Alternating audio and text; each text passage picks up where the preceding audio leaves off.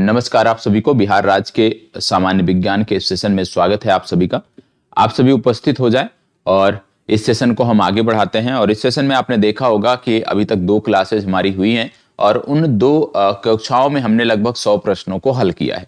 आज आगे भी प्रयास रहेगा कि कम से कम इस सेशन में 40 मिनट के इस सेशन में हम 50 प्रश्नों को हल कर सकें। और आप जानते होंगे कि अब आपको एक टारगेट भी दिया जा चुका है, तो आपकी जिम्मेदारी बनती है कि जो आपको टारगेट दिए गए हैं उस आधार पे अपनी तैयारी को आगे बढ़ाएं। हमने 30 दिन का एक टारगेट दिया है कि 30 दिन में कैसे आप अपनी तैयारी को कर सकते हैं, कैसे आप अपनी तैयारी को बेहतर बना सकते हैं, कैसे आप बीपीएससी प्रीलिम्स को क्वालिफाई कर सकते हैं। तो उस दिशा में आपको बढ़ना है। 30 दिन का एक टारगेट मैंने आपको उपलब्ध कराया है और इसी प्रकार से साप्ताहिक टारगेट प्रत्येक सप्ताह में हम आपको उपलब्ध कराते रहेंगे। 4 सप्ताह को हम लेकर चल रहे हैं जनवरी माह के, और उसी आधार पर हमें तैयारी को अपने आगे बढ़ाना है। यहाँ पे बहुत सारे बच्चे हैं जो बिहार पीसीएस के अलावा कई सारी अन्य परीक्षाएं बिहार राज्य से संबंधित देते हैं। उनका एक आप कह सकते हो कि उनका एक प्रश्न रहता है कि सर जो करंट अफेयर्स हम देख रहे हैं या जो सामान्य विज्ञान देख रहे हैं या आप कह सकते हो जीएस का सामान्य अध्ययन का जो सेक्शन देख रहे हैं, क्या वो हमारी परीक्षाओं के लिए महत्वपूर्ण है, सभी परीक्षाओं के लिए? तो जी हाँ,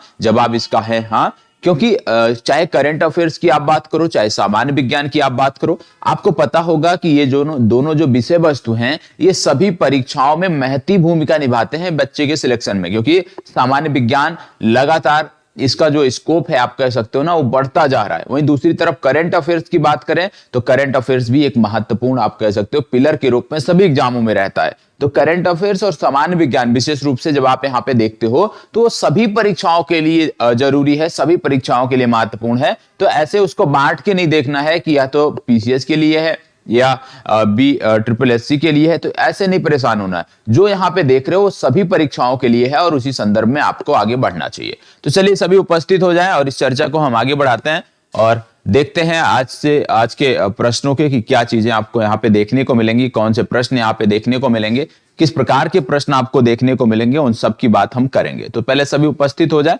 उसके बाद हम इस चर्चा को आगे बढ़ाते हैं और एक एक करके अपने प्रश्नों को देखते हैं। क्योंकि प्रश्नों के माध्यम से मेरा ऐसा मानना है कि जब एग्जाम के कम दिन बचे हों तो प्रश्नों के माध्यम से ही हम अपनी तैयारी को बेहतर कर सकते हैं। और उसी उद्देश्य पर हम आगे बढ़ रहे हैं कि जब एग्जाम में अब लगभग 1 माह बचे हैं और 1 माह में कैसे हम अपनी चीजों को बेहतर कर सकते हैं, तो उसका सबसे अच्छा तरीका है कि आपने पहले तो पढ़ रखा होगा। और यदि पहले पढ़ रखा है तो जरूरी है कि आपका वो टेस्ट हो प्रत्येक दिन, आप प्रत्येक दिन जांच सको कि जो आप पढ़े हो क्या उसमें से कुछ आउटपुट निकल रहा है। दूसरी बात, जब आप कहीं पे लाइव सेशन से जुड़ते हो तो आप देखते हो कि आपके साथ कई सारे अन्य बच्चे भी होते होंगे, वो भी जवाब देते होंगे। तो वहां से आपको ये एक अंदाजा लग जाता है, एक अनुमान लग जाता है कि आपके साथ जो बच्चे हैं उनका लेवल क्या है, किस प्रकार से वो जवाब दे रहे हैं, उनका कितना सही हो रहा है, आपका कितना सही हो रहा है और कितना आपको सुधार करने की जरूरत है। तो 2 फायदे होते हैं टेस्ट से। एक तो आप अपना जो कह सकते हो कि मूल्यांकन कर सकते हो, वहीं दूसरी तरफ आप यह अनुमान लगा सकते हो कि जिनके साथ आपका कंपटीशन है उनका लेवल क्या है, उनके लेवल तक जाने के लिए हमें क्या करना पड़ेगा। तो ये बहुत जरूरी है। तो ध्यान रखिएगा, इस क्लास को हम आगे बढ़ाते हैं और एक एक करके यहाँ पे हम प्रश्नों को देखते हैं। चलिए शुरुआत करते हैं और सबसे पहला प्रश्न आज के सेशन का है, फास्ट जवाब देना है। ठीक है, सबसे पहले प्रश्न देखना है और प्रश्न देख के तुरंत जवाब देना है। चलिए बताइएगा, सबसे पहले प्रश्न देखिए और प्रश्न देख के तुरंत आपको जवाब देना है। चलिए जवाब दीजिएगा। सबसे पहले प्रश्न देखना है और प्रश्न देखकर तुरंत जवाब देना है। बताइए क्या बोला जा रहा है। नीचे दिए गए, ध्यान से इसको देखना है। सबसे पहले बोला जा रहा है यहां पे कि नीचे दिए गए पौधों और उनके खाद्य भाग के युग्मों में कौन सा सही सुमेलित है। पौधों और उनके खाद्य भाग के युग्मों में कौन सा सही सुमेलित है आपको बताना है।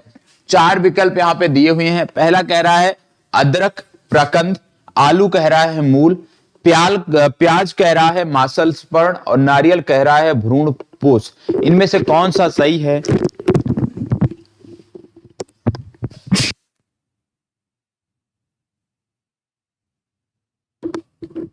चलिए बताइएगा, इनमें से सही कौन सा है। इन चारों विकल्पों में से कौन सा विकल्प सही है ये आपको बताना है। चलिए सभी का जवाब आना चाहिए। देखो फास्ट जवाब देना है क्योंकि हम 40 मिनट का टारगेट लेकर चल रहे हैं और 40 मिनट में कम से कम 50 प्रश्न हमने देखने हैं। ठीक है, तो यहां पे बात हो रही नीचे दिए गए पौधे और उनके खाद्य युग्म में कौन सा सही सुमेलित है। प्रश्न संख्या 1 का आपको जवाब देना है, बताइएगा। यूपीपीसीएस में पूछा गया प्रश्न है, बताएं कौन सा सही सुमेलित है। देखो इसमें यदि हम बात करें कौन सा सही सुमेलित नहीं है, पूछा गया, सॉरी, कौन सा सही सुमेलित नहीं है, मतलब 3 इसमें क्या है, ये सही सुमेलित हैं। और 3 जो सही सुमेलित है उनमें यदि हम बात करें तो नारियल का संबंध भ्रूणपोष एकदम सही सुमेलित है, प्याज और मासल स्पर्श एकदम सही सुमेलित है, ठीक है, अदरक प्रकंद एकदम सही सुमेलित है। जो सही सुमेलित नहीं है वो है आलू मूल। तो इसका सही उत्तर हो जाएगा सी विकल्प, क्योंकि यह सही सुमेलित नहीं है। चलिए बढ़ते हैं आगे और देखते हैं अगला प्रश्न।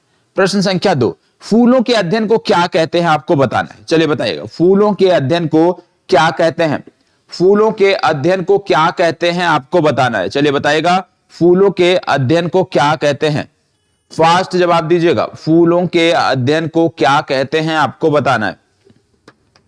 फूलों के अध्ययन को क्या कहते हैं, 4 नाम दिए हैं ना, फिनोलॉजी, एग्रोइस्टोलॉजी, एंथ्रोलॉजी या पेनिलोलॉजी, इनमें से कौन सा सही है आपको बताना है। इन चारों विकल्पों में से कौन सा विकल्प सही है, यही आपको बताना है। चलिए बताइएगा, 1 2 3 4 में से कौन सा सही है। फास्ट जवाब, देखो फूलों का अध्ययन हो गया, विषाणुओं का अध्ययन हो गया, ये सब कई बार आपको बताया गया। ये तो आप देख रहे होंगे ना कि स्टार्टिंग में जब आप पेज पलटते हो, पहला पेज की शुरुआत यहीं से होती है। बताइएगा इसका, फास्ट जवाब दीजिएगा। चलिए देखिए इसका सही उत्तर क्या है, इसका सही उत्तर है एंथ्रोलॉजी। याद रखिएगा, फूलों के अध्ययन को हम बोलते हैं एंथ्रोलॉजी। बढ़ते हैं आगे, देखते हैं प्रश्न संख्या 3। चलिए प्रश्न संख्या 3 पर आते हैं। प्रश्न संख्या 3 कह रहा है, जीवन चक्र की दृष्टि से पौधे का सबसे महत्वपूर्ण अंग कौन सा है। जीवन चक्र की दृष्टि से पौधे का सबसे महत्वपूर्ण अंग कौन सा है, आपको बताना है। चलिए बताइएगा, जीवन चक्र की दृष्टि से पौधे का सबसे महत्वपूर्ण अंग कौन सा है। जीवन चक्र की दृष्टि से, फास्ट जवाब दीजिएगा। जीवन चक्र की दृष्टि से पौधे का सबसे महत्वपूर्ण अंग कौन सा है, आपको बताना है। जीवन चक्र की दृष्टि से पौधे का सबसे महत्वपूर्ण अंग कौन सा है, आपको बताना है। बताइएगा, जीवन चक्र की दृष्टि से पौधे का सबसे महत्वपूर्ण अंग कौन सा है। चले बताइएगा, देखो यहां पे क्या बोला जा रहा है, जीवन चक्र की दृष्टि से। विकल्प में क्या क्या दिया है, पुष्प, तना, जड़, पत्ती। जीवन चक्र की दृष्टि से बोल रहा है, तो जीवन चक्र की दृष्टि से यदि हम बात करें सबसे महत्वपूर्ण अंग के, तो वो आपका हो जाता है पुष्प। ए विकल्प आपका सही उत्तर है, ठीक है। चलिए आगे बढ़ते हैं। प्रश्न संख्या 4, निम्न में से कौन सा उभयलिंगी फूलों के बारे में सही है। निम्नलिखित में से कौन सा उभयलिंगी फूलों के बारे में सही है। 4 विकल्प, उनमें केवल अंडप होता है, ध्यान रखिएगा, उनमें केवल अंडप होता है। दूसरा कह रहा उनमें पुंकेसर और अंडप दोनों होते हैं, उनमें केवल पुंकेसर होता है, या उनमें या तो पुंकेसर या तो अंडप होता है, आपको बताना है। उभयलिंगी फूलों की बात की जा रही है, तो बताइएगा उभयलिंगी फूलों के संदर्भ में कौन सा सही है, आपको बताना है। झारखंड पीएससी में पूछा गया प्रश्न है, बताइएगा, फास्ट जवाब दीजिएगा। उभयलिंगी फूलों की बात हो रही है, और उभयलिंगी फूलों की बात यदि हम करें तो इनमें पुंकेसर और अंडप दोनों होते हैं। पुंकेसर और अंडप दोनों होते हैं। बी विकल्प आपका सही उत्तर है, ठीक है। चलिए प्रश्न संख्या 5, देखो फास्ट जवाब देना है आप सबको, क्विक रिस्पॉन्स करना है, और क्विक रिस्पॉन्स करेंगे तभी इस सेशन का जो उद्देश्य है ना वो पूरा हो पाएगा। क्योंकि यहां पे क्या है कि हम एक तरफ से पढ़ने नहीं बैठे हैं, यहां पे हम अपना अभ्यास करने बैठे हैं, अभ्यास प्रश्नों के माध्यम से। और टारगेट हमारा है कि हमारा कम से कम 800 अधिकतम 1000 प्रश्न हमें देखने हैं, ठीक है। चलिए इसको बताइए, फूल गोभी के पौधे का उपयोगी भाग कौन सा है। फूल गोभी की बात हो रही है, फूल गोभी के पौधे का उपयोगी भाग कौन सा है, आपको बताना है। चलिए बताइएगा, फूल गोभी के पौधे का उपयोगी भाग कौन सा है। फूल गोभी के पौधे का उपयोगी भाग कौन सा है, बताइएगा। क्या क्या बोला जा रहा है, भूमिगत डंठल, ताजा पुष्प समूह, पत्ते, जड़। क्या बात हो रही है, फूल गोभी सबने देखा होगा, सबने खाया होगा, सबके किचन में मिलता भी होगा, ठीक है। बोला जा रहा है सबसे उपयोगी भाग कौन सा है, तो भैया फूल गोभी का क्या कौन सा भाग हम उपयोग करते हैं, सबको पता है, ताजा जो पुष्प समूह है उसी का उपयोग करते हैं। तो सी विकल्प आपका सही उत्तर है, क्योंकि हम न डंठल का उपयोग करते हैं, न जड़ का उपयोग करते हैं और ना ही पत्तों का करते हैं, तो ताजा पुष्प समूह करते हैं, तो इसलिए ताजा पुष्प समूह आपका सही उत्तर है। बढ़ते हैं अगले प्रश्न पे। अगला प्रश्न है, सबसे छोटा फूलों वाला पौधा कौन सा है? बताइएगा, सबसे छोटा फूलों वाला पौधा कौन सा है? सबसे छोटा फूलों वाला पौधा कौन सा है? बताइएगा। चार नाम दिए हैं, ओल्फिया, एजोला, फाइकस या लेमना। इनमें से सबसे छोटा फूलों वाला पौधा कौन सा है? तो याद रखिएगा, सबसे छोटा फूलों वाला जो पौधा है वो है बोल्फिया। ए विकल्प आपका सही उत्तर है। ठीक है, चलिए आगे बढ़ते हैं। प्रश्न संख्या 7। चलिए प्रश्न संख्या 7 देखते हैं, इसका जवाब दीजिए। निम्नलिखित में से कौन सा विश्व का सबसे बड़ा पुष्प है?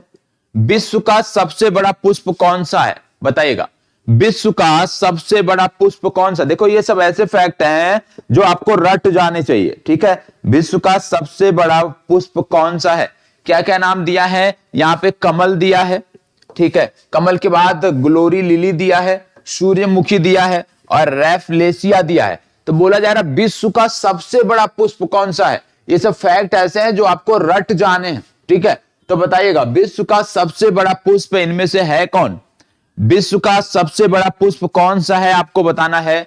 फास्ट जवाब दीजिएगा, सभी को जवाब देना है। नहीं पता है तो तुरंत इग्नोर करना है, जबरदस्ती जवाब नहीं देना है। क्यों? क्योंकि आपकी परीक्षा में 1/4 निगेटिव अंकों का प्रावधान है। तो इसलिए जब आप इस प्रकार के सेशन में बैठते हैं, इस प्रकार के सेशन में प्रश्नों को देखते हैं, तो आपकी वरीयता होनी चाहिए, आपकी प्राथमिकता होनी चाहिए कि जो प्रश्न आपको 100% आ रहे हैं ना, सिर्फ उन्हीं को अटेम्प्ट करना है। क्योंकि यही सीखना बहुत बड़ी कला है कि हम परीक्षा में कौन से प्रश्न को छोड़ें, कौन से प्रश्न को हल करें, यह भी बहुत बड़ी कला है। तो इसलिए अपने परीक्षा में जो प्रश्न आपको 100% आ रहे हैं ना, उन्हीं का जवाब देना। सबसे पहले जो अभ्यास आप करते हो, जो टेस्ट आप देते हो, इन सब में यही फोकस होना चाहिए कि सबसे पहले वही प्रश्न टच करना है हमें जिसके जवाब हमें 100% आते हो। तो इस सेशन में भी यदि आपको इसके जवाब 100% आ रहे हैं तो दीजिए, अन्यथा स्किप लिख के टाइप कर दिया करिए। ठीक है, स्किप लिख के या यस लिख के टाइप कर दिया करिए, तो उसका मतलब हम समझ जाएंगे कमेंट बॉक्स में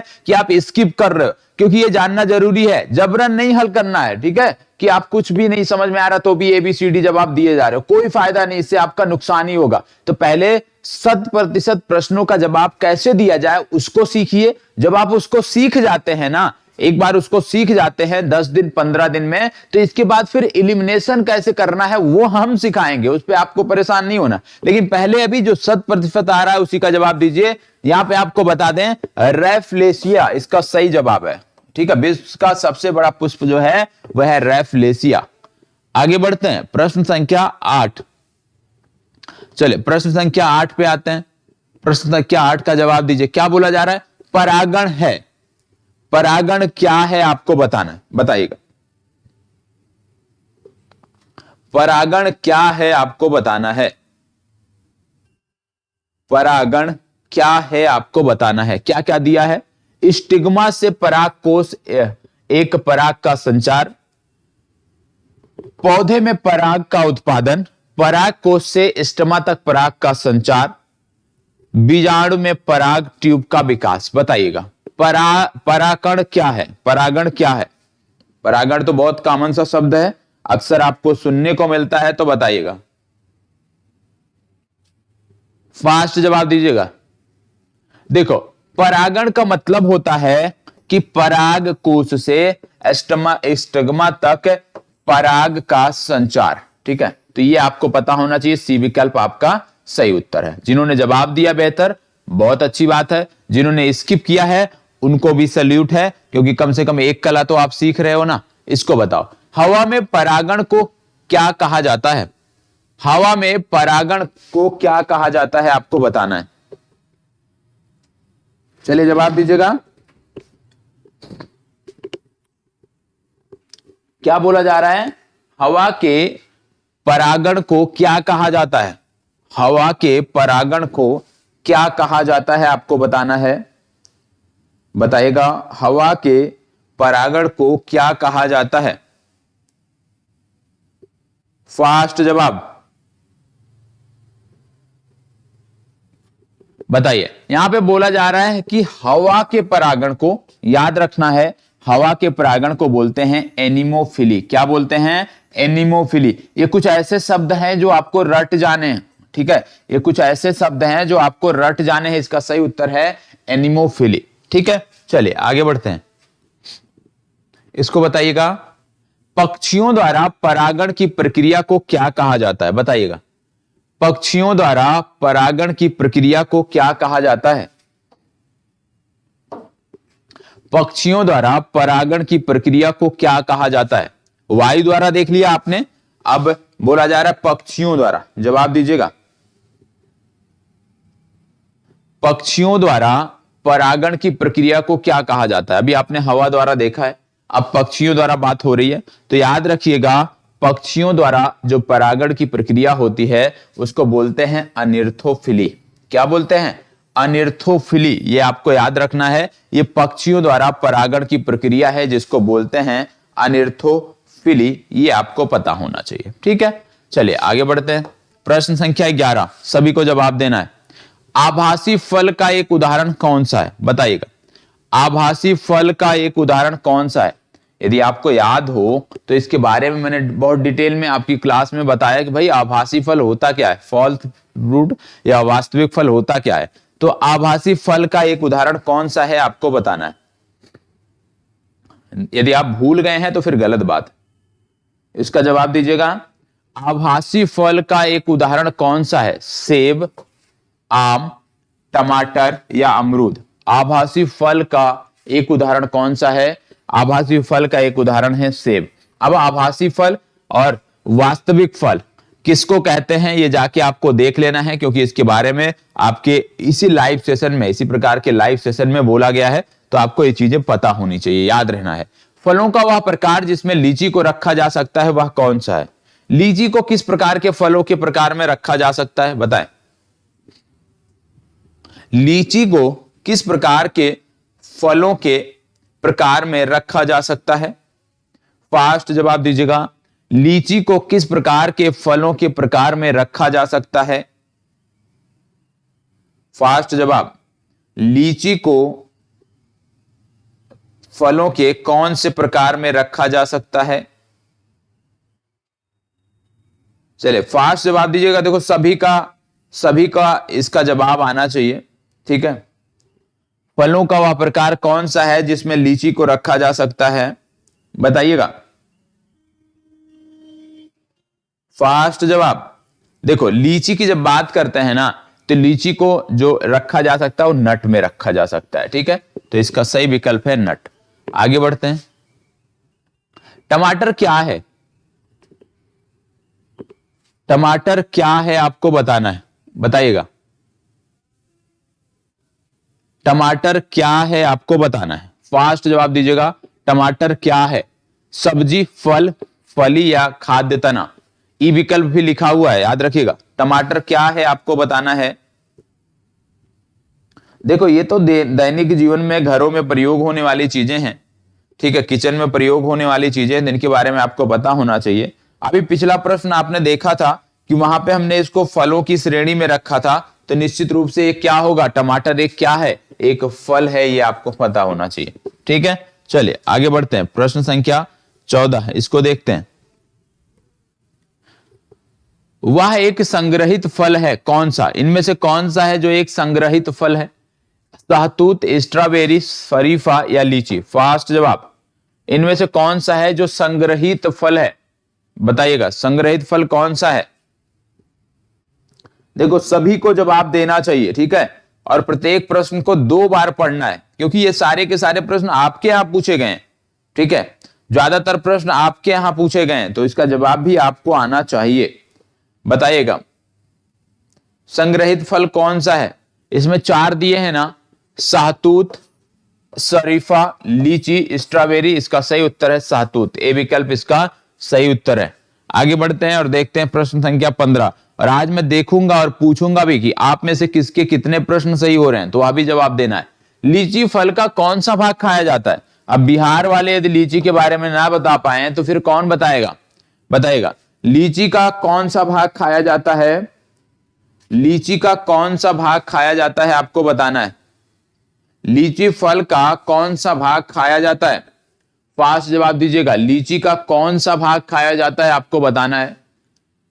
4 विकल्प हैं, अंतः फलाभित्ति, मध्य फलाभित्ति, मांसल, एरिल या फलाभित्ति। देखो लीची की बात हो रही है कि लीची का कौन सा भाग खाया जाता है, तो वो है मांसल एरिल। याद रखिएगा, मांसल एरिल भाग लीची का खाया जाता है। ठीक है, चलिए आगे बढ़ते हैं।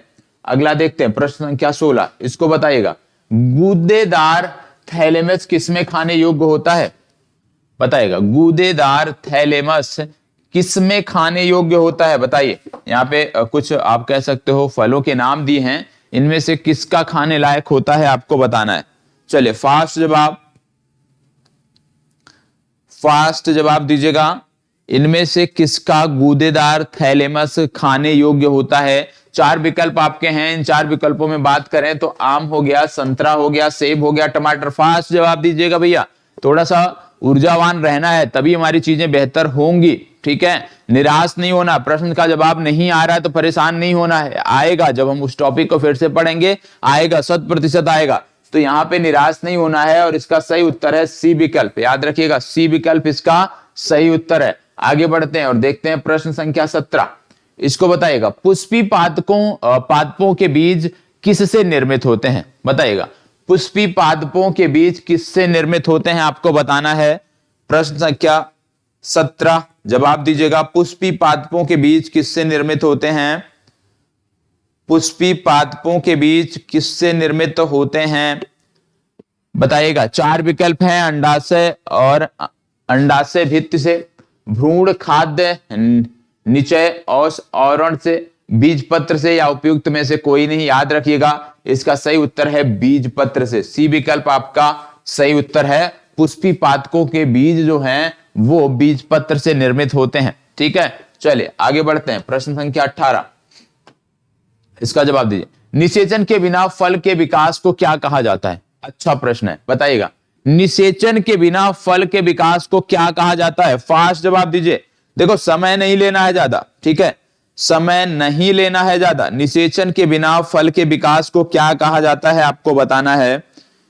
बताइएगा, निषेचन के बिना फल के विकास को क्या कहा जाता है? गैमिटोगैमी, पार्थेनोकॉपी, हाइब्रिडेजेनेसिस या एपोमिक्सिस। इनमें से कौन सा सही है आपको बताना है। इन 4 विकल्पों में से कौन सा सही है आपको बताना है। आपको बता दें, इसका जो सही उत्तर होगा वो होगा पार्थेनोकॉपी। ठीक है, बी विकल्प आपका इस प्रश्न के लिए सही उत्तर है। ठीक है, आगे बढ़ते हैं। देखो, आप सबके कितने प्रश्न सही हो रहे हैं, साथ साथ नोट करते हुए आगे बढ़ना है। निषेचन के बिना अंडे में भ्रूण का बनना क्या कहलाता है? निषेचन के बिना अंडे में भ्रूण का बनना क्या कहलाता है? बताइएगा, निषेचन के बिना अंडे में भ्रूण का बनना क्या कहलाता है? निषेचन के बिना अंडे में भ्रूण का बनना क्या कहलाता है? अपबीजाणुता, अनिकेश फलन, अनिकेश जनन या पर निषेचन। बताइएगा, फास्ट जवाब दीजिएगा। इनमें से कौन सा सही है? याद रखिएगा, रट जाइएगा, ये सब कुछ कॉमन क्वेश्चन है, ठीक है, जो आपको पता ही होना चाहिए। ठीक है, निषेचन के बिना अंडे में भ्रूण का जब विकास होता है तो उसको बोलते हैं अनिषेक जनन। क्या बोलते हैं? अनिषेक जनन। इससे मिलता जुलता एक शब्द यहां पे और दिया है, अनिषेक फलन। ये नहीं बोलते हैं, याद रखिएगा, अनिषेक जनन बोलते हैं। सी विकल्प आपका सही उत्तर है। निषेचन के बिना अंडे में भ्रूण के विकास को बोलते हैं अनिषेक जनन। सी विकल्प आपका इस प्रश्न के लिए सही उत्तर है। ठीक है, चलिए आगे बढ़ते हैं। प्रश्न संख्या 20, इसको बताओ। निम्नलिखित में से कौन सा अलैंगिक प्रजनन का एक प्रकार नहीं है? अलैंगिक प्रजनन का एक प्रकार कौन सा नहीं है आपको बताना है। चलिए बताइएगा, अलैंगिक प्रजनन का एक प्रकार नहीं है कौन सा? प्रश्न संख्या 20 का जवाब दीजिए। 20 का जवाब दीजिए। चलिए बताइएगा, 20 का जवाब दीजिएगा। प्रश्न संख्या 20 का जवाब दीजिए। अलैंगिक प्रजनन का एक प्रकार नहीं है, कौन सा नहीं है? विखंडन, मुकुलन, बाइनरी फिजन या परनिषेचन। कौन सा अलैंगिक प्रजनन का एक प्रकार नहीं है? याद रखिएगा, इसमें जो अलैंगिक प्रजनन का प्रकार नहीं है वो है परनिषेचन। ए विकल्प आपका सही उत्तर है। पर निषेचन अलैंगिक प्रजनन का प्रकार नहीं है। ठीक है, चलिए आगे बढ़ते हैं। प्रश्न संख्या 21, युग्मक संलयन के परिणाम स्वरूप क्या बनता है, बताइएगा। युग्मक संलयन के परिणाम स्वरूप क्या बनता है, आपको बताना है। युग्मक संलयन के परिणाम स्वरूप क्या बनता है? अगुणित युग्मनज, द्विगुणित युग्मनज, गतिशील संयुग्मक या अचल संयुग्मक, बताएं। प्रश्न संख्या 21 का जवाब दीजिएगा।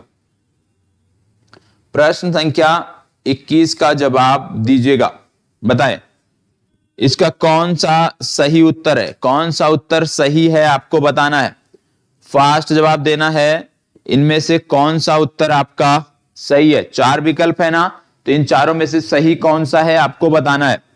फास्ट जवाब दीजिएगा,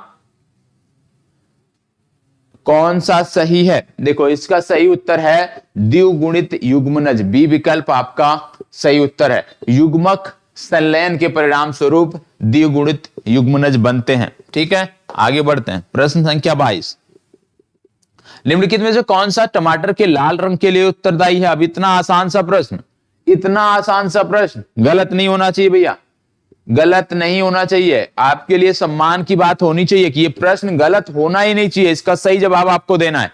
बताइएगा, निम्नलिखित में से कौन सा टमाटर के लाल रंग के लिए उत्तरदायी होता है? टमाटर के लाल रंग के लिए उत्तरदायी कौन सा होता है आपको बताना है। टमाटर के लाल रंग के लिए कौन सा उत्तरदायी होता है? यदि आप इसको ना बता पाओ ना, तो फिर आपको जीव विज्ञान में 0 से शुरुआत करनी पड़ेगी। जीव विज्ञान में 0 से शुरुआत करनी पड़ेगी फिर आपको, यदि आपको इस प्रश्न का जवाब नहीं पता है। तो इसलिए सभी जवाब दीजिए, सभी को जवाब देना अनिवार्य है। और आपको बता दें कि कौन सा टमाटर के लाल रंग के लिए उत्तरदायी है, तो यह है लाइकोपिन। सी विकल्प आपका सही उत्तर है, सी विकल्प आपका सही उत्तर है। जिनको नहीं पता है नोट कर लीजिएगा, लाइकोपिन के कारण ही टमाटर का रंग जो है वो लाल होता है। ठीक है, चलिए आगे बढ़ते हैं। प्रश्न संख्या 23, इसको बताइए, गाजर का रंग किसकी मौजूदगी के कारण ऐसा होता है? बताइएगा। टमाटर हमने देख लिया, अब बात आ गई गाजर की, कि गाजर का जो रंग है वो किसके कारण होता है, किसकी मौजूदगी के कारण होता है, बताइएगा। फास्ट जवाब दीजिएगा, किसके मौजूदगी के कारण गाजर का कलर ऐसा होता है?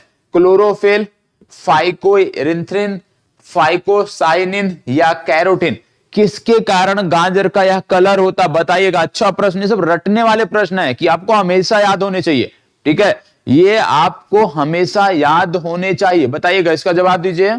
गाजर का रंग किसकी मौजूदगी के कारण ऐसा होता है? तो रट जाइएगा, गाजर का कलर जो है वो कैरोटीन के कारण ऐसा होता है। कैरोटीन इसके लिए जिम्मेदार है। ठीक है, चलिए प्रश्न संख्या 24, इसका जवाब दीजिएगा।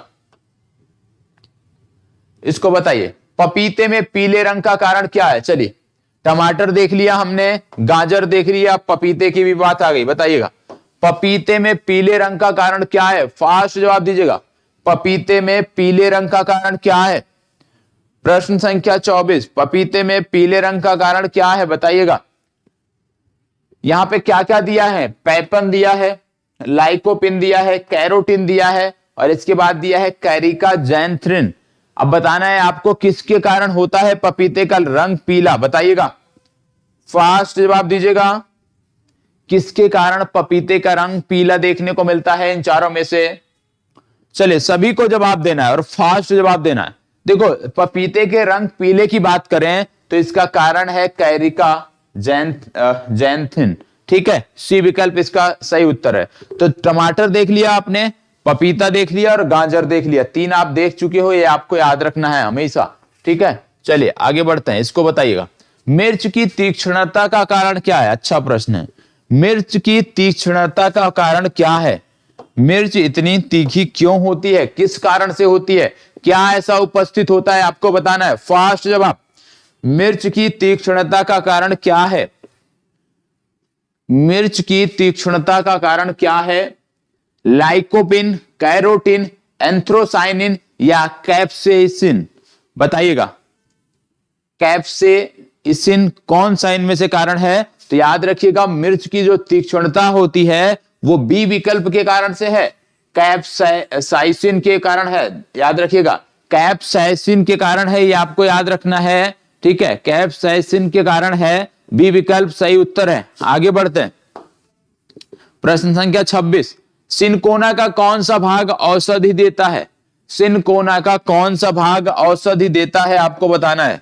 सिनकोना का कौन सा भाग, बहुत सुना होगा आपने सिनकोना के बारे में, बहुत पढ़ा होगा, बचपन में भी पढ़ा होगा, याद भी होगा, तो बताइएगा कौन सा भाग औषधि देता है। प्रश्न थोड़ा सा भाषा अलग है, सामान्य तौर पे ऐसे नहीं पूछा जाता इसको, लेकिन इसकी थोड़ी सी भाषा अलग है, 2 बार पढ़ोगे तो निश्चित रूप से आपको समझ में आ जाएगा। बताइएगा कौन सा भाग औषधि देता है सिनकोना का?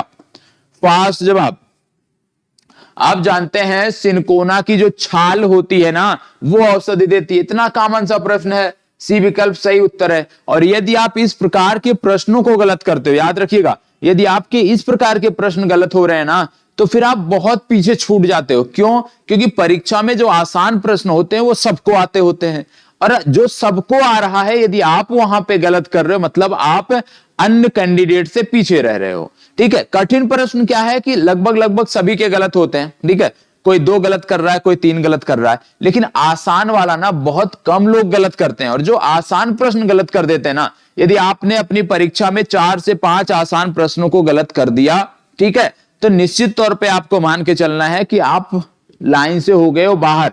क्योंकि जो टफ प्रश्न होंगे, जो सबके लिए चुनौतीपूर्ण है, वहां आपके लिए भी चुनौती होगी। ठीक है, या तो आपकी तैयारी बहुत अच्छे लेवल की हो, लेकिन अच्छे लेवल की कैसे होगी? जब आसान वाला आप गलत कर जा रहे हो, तो निश्चित रूप से जो कठिन वाला है उसको आप सही नहीं कर सकते, क्योंकि आप में आत्मविश्वास नहीं रह जाएगा। इसीलिए परीक्षा में एक चीज और ध्यान में रखना होता है, जब हम परीक्षा भवन जाते हैं तो ऐसा नहीं कि जल्दबाजी में जाके हमने पेज पलटा और प्रश्न संख्या 1 देखा, मान लो अर्थव्यवस्था का प्रश्न आ गया, नहीं आ रहा है, 2 देखा अर्थव्यवस्था का है, नहीं आ रहा है, 3रा देखा साइंस का आ गया, वो भी नहीं आ रहा है, तो घबराना नहीं होता है। प्रत्येक परीक्षा में कम से कम 15 से 20 प्रश्न ऐसे होते हैं जो आपको सिर्फ और सिर्फ आपके लिए चुनौती उत्पन्न करने के लिए डाले जाते हैं, आपकी मानसिक स्थिति का वो टेस्ट होता है। तो ऐसे प्रश्नों से घबराना नहीं है। 10 से 15 प्रश्न अनिवार्य रूप से आपके पेपर में ऐसे मिलेंगे जो, और उसमें से 4-5 तो ऐसे होंगे जो आपने सुना भी नहीं होगा, तो ऐसे घबराना नहीं चाहिए। वो सिर्फ और सिर्फ आपका जो मानसिक टेस्ट है ना, उसको लेने के लिए होता है। ठीक है, चलिए इसको बताइएगा। अगला प्रश्न, प्रश्न संख्या 27, निम्नलिखित में से कौन सा कारक बीजों के प्रकीर्णन द्वारा पादपों के प्रवर्धन में योगदान नहीं करता? बताइएगा, निम्नलिखित में से कौन सा कारक बीजों के प्रकीर्णन द्वारा पादपों के प्रवर्धन में योगदान नहीं करता? फास्ट जवाब दीजिएगा, 50 हमें समाप्त करना है, वो भी अगले 8 से 10 मिनट में। बताइएगा, इस प्रश्न का जवाब दीजिए। प्रश्न संख्या 27, प्रश्न संख्या 27 का जवाब आपको देना है, निम्नलिखित में से कौन सा कारक बीजों के प्रकीर्णन द्वारा पादपों के प्रवर्धन में योगदान नहीं करता है? पवन, कवक, जंतु या जल? तो याद रखिएगा, इसका सही उत्तर है कवक, बी विकल्प सही उत्तर है। ठीक है, अभी आज चेक भी होगा कि आप में से कितने लोगों के जवाब सही हुए हैं। धनिया में उपयोगी अंश होता है, क्या होता है भाई? सबके घरों में प्रयोग होता होगा, आप खरीद के भी लाते होंगे बाजारों से। बताइएगा, बोला जा रहा है कि धनिया में उपयोगी अंश कौन सा होता है? धनिया में उपयोगी अंश कौन सा होता है? देखो यहां पे मूल और पत्ते, पत्ते और सूखे फल, पुष्प और सूखे फल, या पत्ते और फल? बताइएगा, फास्ट जवाब दीजिएगा। इसका जवाब फास्ट दीजिए, इसका कौन सा सही उत्तर होगा? देखो इसका सही उत्तर है, सबसे पहले पत्ते हम यूज करते हैं धनिया के, और धनिया में जो फल लगते हैं उससे फिर पाउडर बनता है, तो यहां पे पत्ते और सूखे फल की बात हो रही है, सी विकल्प सही उत्तर है। अफीम पोस्ता पौधे के किस भाग से प्राप्त की जाती है? अच्छा प्रश्न है, कॉमन सा प्रश्न है। बताइएगा, गोल्डन ट्रायंगल, गोल्डन क्रिसेंट, मैंने 2 आपको बताए थे करंट अफेयर्स में। यदि आपको याद है तो अच्छी बात है, नहीं याद है तो जाके करंट अफेयर्स देखिए, नहीं देखना चाहते तो कम से कम इतना जाके देख लीजिएगा कि गोल्डन ट्रायंगल और गोल्डन क्रिसेंट क्या है। ठीक है, कौन कौन से देश शामिल हैं ये आपको याद रखना है। इसका जवाब, अफीम पोस्ता पौधे के किस भाग से प्राप्त की जाती है? अफीम पोस्ता पौधे के किस भाग से प्राप्त की जाती है? फूल, पत्ते, मूल या अधपके फल? अफीम पोस्ता की बात आ रही है तो यह अधपके फल से प्राप्त किया जाता है, सी विकल्प सही उत्तर है। इस पेड़ की छाल मसाले के रूप में प्रयोग की जाती है, इनमें से कौन सा है भैया जिसकी छाल मसाले के रूप में प्रयोग की जाती है? बताइएगा, कौन सा ऐसा है जिसकी छाल मसाले के रूप में प्रयोग की जाती है?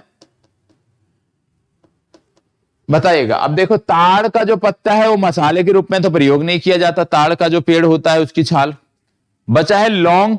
लौंग का इस तरह का पौधा तो होता नहीं कि उसमें छाल आपको देखने को मिले। इसके बाद बचा है आपका नीम। नीम का जो पौधा है छाल तो होती है, लेकिन मसाले के रूप में तो उसका प्रयोग नहीं किया जाता। अब बचा कौन सा है? दालचीनी। तो ये विकल्प आपका सही उत्तर है। इसको बताइए। केसर मसाला बनाने के लिए पौधे का कौन सा भाग उपयोग में लाया जाता है? केसर मसाला बनाने के लिए कौन सा भाग उपयोग में लाया जाता है, आपको बताना है। चलिए बताइएगा। प्रश्न संख्या 31, फास्ट जवाब। केसर मसाला बनाने के लिए कौन सा भाग उपयोग में लाया जाता है? पत्ती, पंखुड़ी, बाह्यदल या वर्तिकाग्र? यहां पे आपको बता दें, इसका सही उत्तर होगा वर्तिकाग्र। ठीक है, ये आपको याद रखना है। आगे बढ़ते हैं। निम्नलिखित में से कौन सा पादप रेशा तने से प्राप्त होता है? तने से इनमें से कौन सा रेशा प्राप्त होता है, आपको बताना है। चलिए बताइएगा, तने से कौन सा रेशा प्राप्त होता है? तने से कौन सा रेशा प्राप्त होता है, आपको बताना है। कपास, क्वायर, सनई या सेमल? तने से कौन सा रेशा प्राप्त होता है? कपास, क्वायर, सनई या सेमल? चलिए फास्ट जवाब दीजिएगा। तने से कौन सा रेशा प्राप्त होता है? कपास, क्वायर, सनई या सेमल?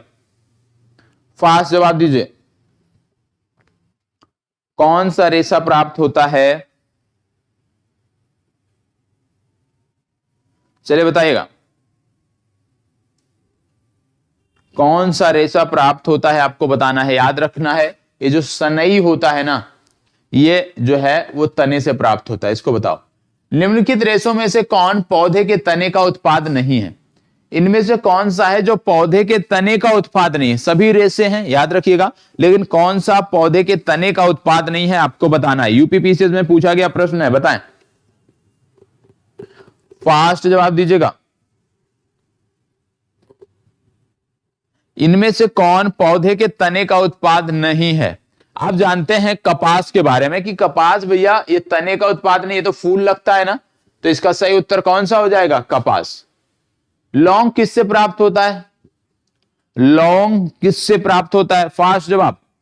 लौंग किससे प्राप्त होता है? यहां पे क्या क्या दिया? फूल की कली, तनिया, पत्तियां या जड़? तो किससे प्राप्त होता है? लौंग की यदि हम बात करते हैं तो जो फूल लगता है ना, फूलों की कली से हमें प्राप्त होता है, तो बी विकल्प इसका सही उत्तर है। इसको बताओ। अफीम प्राप्त किया जाता है किससे? अफीम के बारे में अभी एक प्रश्न हम देख चुके हैं, ठीक है, तो ये गलत नहीं होना चाहिए। बताइए, अफीम किससे प्राप्त होता है? अफीम किससे प्राप्त होता है? अभी हमने पिछले प्रश्न में देखा था, 2-3 प्रश्न पूछे पहले, कि अधपके फल की बात होती थी। अधपके फल, तो यहां पे कहीं अधपके फल का संदर्भ है? जी हां, यहां पे है। बिना पके फल के लैटेक्स से, तो याद रखिएगा, बिना पके फल या अधपके फल के लैटेक्स से यह प्राप्त होता है। तो सी विकल्प सही उत्तर है। आगे, उस ऊतक का नाम बताइए जो किसी पौधे के विभिन्न भागों में भोजन पहुंचाता है। चलिए बताइएगा, पौधे के विभिन्न भागों में भोजन पहुंचाने वाला ऊतक कौन सा है? पौधे के विभिन्न भागों में भोजन पहुंचाने वाला ऊतक कौन सा है? फास्ट जवाब। पौधे के विभिन्न भागों में भोजन पहुंचाने वाला ऊतक कौन सा है? बताइएगा, कौन सा ऐसा है जो पौधे के विभिन्न भागों में भोजन पहुंचाता है? स्क्लेरेनकाइमा, जाइलम, फ्लोएम या पेरेनकाइमा? आपको पता होगा फ्लोएम का काम होता है या, तो ए विकल्प इस प्रश्न के लिए सही उत्तर होता है। फ्लोएम जो है वो पौधे के विभिन्न भागों तक भोजन पहुंचाता है, इसलिए आपको इसको रट जाना है। ठीक है, रट जाना है तो रट जाना है भैया। चलिए आगे बढ़ते हैं। अगला प्रश्न, संवहनी पौधों में पानी ऊपर किससे जाता है? संवहनी पौधों की बात हो रही है, बोला जा रहा है कि इसमें पानी ऊपर कैसे जाता है? बताइएगा, संवहनी पौधों में पानी ऊपर किससे जाता है? फास्ट जवाब दीजिएगा। संवहनी पौधों में पानी ऊपर किससे जाता है? 4 विकल्प हैं, इन 4 विकल्पों को आपको जवाब देना है। फ्लोएम, मेरिस्टेम, पेरेकाइमा या जाइलम? पानी ऊपर कैसे जाता है इन पौधों में, आपको बताना है। अच्छा प्रश्न है, जवाब दीजिए। वेस्कुलर पौधों में पानी ऊपर किससे जाता है? चलो सभी को जवाब देना है। याद रखिएगा, पानी ऊपर जाता है जाइलम के द्वारा। डी विकल्प सही उत्तर है। पौधे में जाइलम की उपस्थिति से निम्नलिखित में से क्या होता है? अब देखो सेम प्रश्न है, ये प्रश्न किसी का गलत नहीं होना चाहिए, क्योंकि अभी इसी प्रश्न की चर्चा हमने पिछले प्रश्न में की है, सिर्फ भाषा अलग है। बताइएगा, पौधे में जाइलम की उपस्थिति से निम्नलिखित में से क्या होता है? जाइलम की उपस्थिति से होता क्या है, ये आपको बताना है। बताइए, प्रश्न संख्या 38, जाइलम की उपस्थिति से क्या होता है? बताइएगा फास्ट जवाब। पौधे में जाइलम की उपस्थिति से क्या होता है? जल का वहन, खाद्य पदार्थों का वहन, अमीनो अम्ल का वहन या ऑक्सीजन का वहन? बताइएगा। अभी अगला प्रश्न आपने देखा ना, मतलब पिछला जो अभी आपने देखा, सेम चीजें यहां पे पूछी जा रही हैं, तो आप इतनी जल्दी भूल क्यों जाते हो? बहुत सारे लोग गलत जवाब दे रहे हैं, भूलना नहीं है। इसका सही उत्तर है जल का वहन, ये विकल्प आपका सही उत्तर है। ठीक है, चलिए 39, पौधे में फ्लोएम मुख्यतः उत्तरदायी किसके लिए होता है? इसके बारे में भी अभी आपने पढ़ा है, फ्लोएम के बारे में भी अभी आपने पढ़ा है 2 प्रश्न पूर्व, तो इसके बारे में बताइए। अभी आपका गलत नहीं होना चाहिए, यदि आपका ध्यान जो है वो क्लास में है तो ये आपका गलत नहीं होगा। ठीक है, क्या क्या बोला जा रहा है? आहार वहन के लिए, ऑक्सीजन वहन के लिए, जल वहन के लिए या अमीनो अम्ल के वहन के लिए फ्लोएम की बात हो रही है। अभी हमने पिछले प्रश्न में चर्चा की है इसकी 2 प्रश्न पूर्व, तो प्लीज सभी का सही जवाब आना चाहिए। ये प्रयास सबका होना चाहिए कि इसमें गलती ना हो और आप सही जवाब दो। चलिए जवाब दीजिएगा, फास्ट जवाब देना है। पौधे में फ्लोएम मुख्यतः उत्तरदायी होता है किसके लिए? किसके लिए उत्तरदायी होता है आपको बताना है। फास्ट जवाब, पौधे में फ्लोएम मुख्यतः उत्तरदायी होता है किसके लिए? याद रखना है, पौधे में फ्लोएम की जब बात करते हो तो पौधे में जो फ्लोएम है वो आहार के लिए उत्तरदायी होता है, आहार वहन के लिए। ठीक है, चलिए अगला प्रश्न, प्रश्न संख्या 40, निम्नलिखित में से पेड़ की वर्षों में आयु का पता लगाने के लिए कौन सी तकनीक का प्रयोग किया जाता है? पेड़ जो है उसकी आयु कितने वर्ष है, यह पता लगाने के लिए कौन सी तकनीक प्रयोग में लाई जाती है, यह आपको बताना है। और आज का यह अंतिम प्रश्न है, बताइएगा, फास्ट जवाब दीजिएगा। आज का अंतिम प्रश्न है, जवाब दीजिए, कौन सी तकनीक प्रयोग में लाई जाती है? शाखाओं की संख्या की गणना करना, पेड़ के छल्लों की संख्या की गणना करना, पेड़ की छाल के आकार का मापन या उसमें फूल खिलने वाले मौसम की गणना। आप जानते हो जब कोई पेड़ काटा जाता है ना, तो उसमें आपको देखने को मिलता है बहुत सारी रिंग बनी होती हैं और उन्हीं छल्लों के आधार पे, उन्हीं रिंग के आधार पे उसकी वर्ष का अनुमान लगाया जाता है, उसका वर्ष ज्ञात किया जाता है। तो ये आपको प्रॉपर पता होना चाहिए। तो इसका सही उत्तर है पेड़ के छल्लों की संख्या की गणना कर हम उसके बारे में पता करते हैं। अब आप में से किसका कितना सही हुआ है, चलो ये फास्ट बताइएगा, क्विक जवाब दीजिए कि इस सेशन में जो अभी 40 प्रश्न हमने देखे हैं, आप में से किसके कितने गलत हुए हैं ये बताइए, क्योंकि गलतियों से ही हमें सीखना है। ठीक है, सही जो हो रहा है अच्छी बात है, उस पर हमें नहीं जाना है। कितने गलत हुए हैं ये बताइएगा, सभी का जवाब आना चाहिए कि आप में से किसके कितने गलत हुए हैं, क्योंकि ये प्रीमियर सेशन है। लेकिन निश्चित रूप से मैं इस वीडियो को देखने का प्रयास करूंगा, जहां भी उपस्थित रहूंगा, नेटवर्क कनेक्टिविटी रही तो, और मैं देखूंगा भी, और आप देखोगे कि शायद जवाब भी आ रहे हो, मेरा जवाब भी आपके कमेंट में आ रहा हो, तो उसको भी देख लीजिएगा। लेकिन अभी जवाब दीजिए कि किसके कितने सही हुए हैं और कितने गलत हुए हैं, प्रमुखता से कितने गलत हुए हैं ये अनिवार्य रूप से बताना है, और जो कमियां हैं, जो गलतियां हैं, उसको दूर करना है। और एक चीज और ध्यान में रखना है कि प्रॉपर नोट्स बनाते हुए चलना है, और अपने नोट्स को रविवार को शेयर भी करना है, 1 तारीख को नोट्स शेयर भी करना है, ये भी आपको ध्यान रखना है। ठीक है, चलिए अब आगे बढ़ते हैं और देखते हैं अगला प्रश्न। और एक प्रश्न और देख लेते हैं, उसके बाद अपनी चर्चा को समाप्त करेंगे। वाणिज्यिक मूल वाला कॉर्क किससे प्राप्त होता है? इसमें एक प्रश्न और था, तो एक प्रश्न और देख लेते हैं, उसके बाद इस चर्चा को समाप्त करते हैं। बताइए, एक प्रश्न और बता दीजिए, इसके बाद इस चर्चा को हम समाप्त करेंगे। वाणिज्यिक मूल वाला कार्क किससे प्राप्त होता है आपको बताना है। कार्क की बात हो रही है कि किससे प्राप्त होता है, वाणिज्यिक मूल वाले कार्क की बात हो रही है। तो याद रखिएगा, वाणिज्यिक मूल वाला जो कार्क है वो क्वेकर्स से प्राप्त होता है। डी विकल्प आपका सही उत्तर है। और इसी के साथ ये सेशन समाप्त होता है। जो भी गलतियां हुई हैं उनसे सबक लेना है, उनसे सीख लेना है और उनको दूर करने का प्रयास करना है। ठीक है, एक बार 800 प्रश्न पूरे हम देख लें तो आपको भी आपका मूल्यांकन हो जाएगा कि आपके कितने सही हो रहे हैं, किन क्षेत्रों में आपको काम करने की जरूरत है। और जैसे ये सीरीज जीव विज्ञान के लिए है, ऐसे अन्य विषयों के लिए भी ये सीरीज लाई जाएगी। ठीक है, तो आज की जो चर्चा है वो यहीं पे समाप्त होती है। धन्यवाद, बहुत बहुत आभार आप सभी का। मिलते हैं कल की क्लास में।